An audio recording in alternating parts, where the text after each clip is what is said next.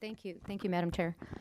Dr. Siegel, you said something earlier that was to the effect that flavors are not the problem. Is that accurate? Is that accurate testimony? Specifically, what I said is flavors aren't causing the harm. Okay. So It's I not just that they're wanted to not a clarify. problem. I mean, they're, you know, Okay. of course they're the Well, problem. okay, I have a Okay. question that's going to follow. So I think the issue here is, do you believe that flavors are hooking children so that they then become dependent on nicotine? Do you believe the flavor hooks them? No, I think You it's the don't? nicotine. Do you think that the flavor attracts our young people to then vape? Of course. Okay, so at least you admit that there is some attraction, that the flavor is what gets them started. The flavor, I mean, first of all, you have to understand there is no such thing as a non-flavored e-cigarette. Okay, There's so no it's- such thing. Let's talk about the fruity flavors. Do you Okay. you think that the kids see the fruity flavors and because of that they say, I'm going to vape? Yeah, I think that makes it attractive, absolutely. Okay, so I just want to make sure we're on the same page, because you kind of sounded like, well, the flavors aren't a problem, why are we going to get rid of them? Yet we know the Surgeon General in 2015 actually warned that tobacco companies were known to use fruity flavors to hook children. And there was a survey that was done by the FDA and the National Institutes of Health of young people, and they asked them why they did it. More than 80% of the children marked the answer that says, it comes in flavors I like. So I think that, for me at least, is clarified, because it was sounding to me like you didn't make a connection at all on why there would even be a discussion about why we wouldn't have the flavors anymore. I also was a little shocked when I was doing some of the research to see that the FDA actually warned about this problem and this issue in 2015, and they drafted a ban.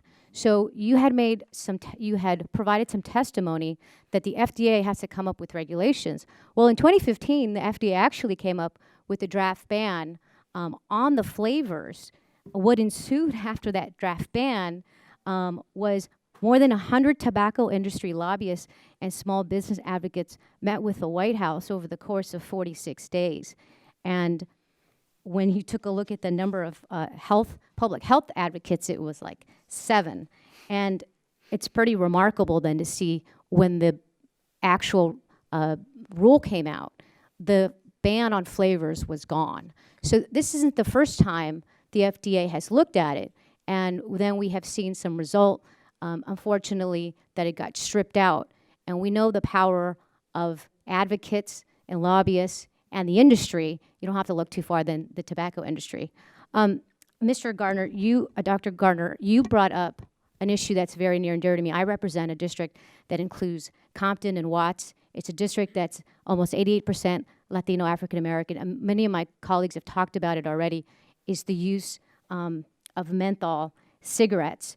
And we've already spoken a lot about it, but do you have any idea what the impact on smoking rates for children of color might be if the menthol ban from this legislation goes into effect?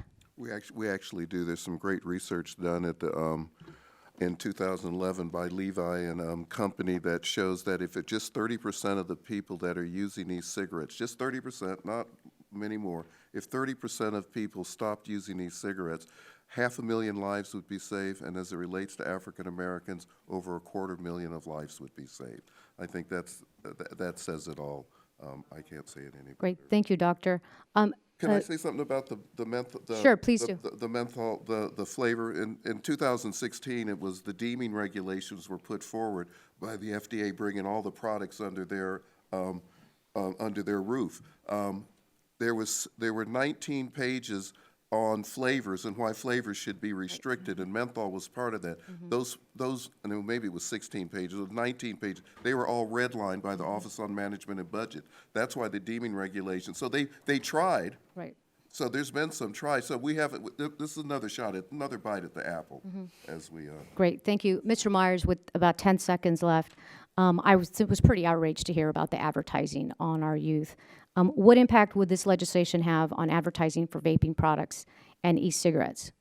If this is passed? It would have a dramatic impact, and it would curtail much of the kind of advertising that the industry has used to make these products so appealing and so attractive to youth, and made them undo the denormalization we did with cigarette smoking. Great, thank you. I yield back.